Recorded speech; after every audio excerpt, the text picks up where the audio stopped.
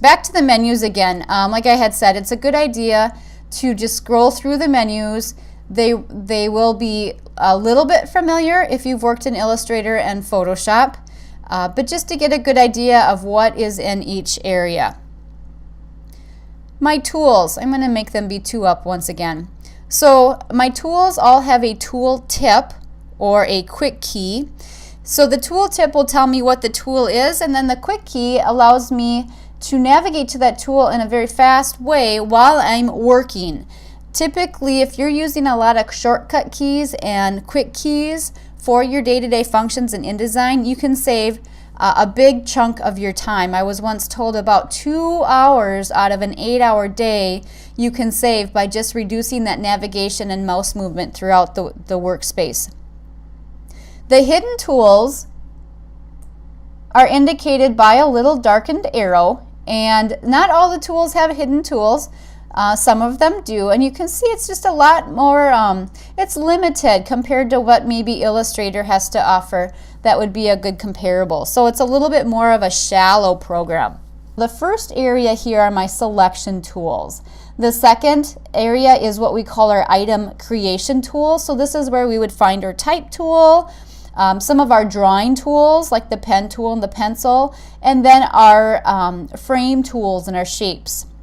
The next area we classify as our transformations. So being able to transform, like our free transform tool, and this one has tools hiding like rotate and scale, some that you are probably familiar with. Below that are the navigation tools.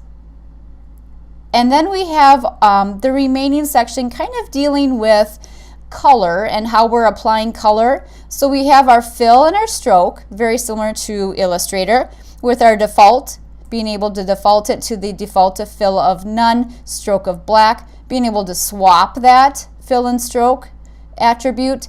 The next area is formatting. So depending if I want to apply the stroke and fill to my container or to my text, this is an area to watch that you don't mistakenly have the text selected and wonder why are my boxes not changing color.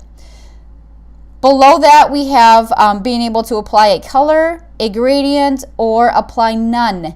None is really transparency. There is no fill. And the last part is modes for viewing a document. So we have a normal mode, and then we have a preview mode and with specific views, and then also a presentation mode, which allows us to preview in a way that we don't see any of our panels or our menus. Great to preview to a client. I'm going to press escape to get out of that. One thing to remember when I'm telling you some of the shortcut keys that we use, for instance, copy, we do a Control-C for copy, or print, a Control-P for print. Now when we're on a PC or Windows platform, Control key is what we use in the Alt key. On a Mac, our Control key is the Command key. And on a Mac, the Option key is the Alt key that we would use. So Control equals Command, Alt equals Option. So those are things to remember to do that conversion if you're on a Mac platform.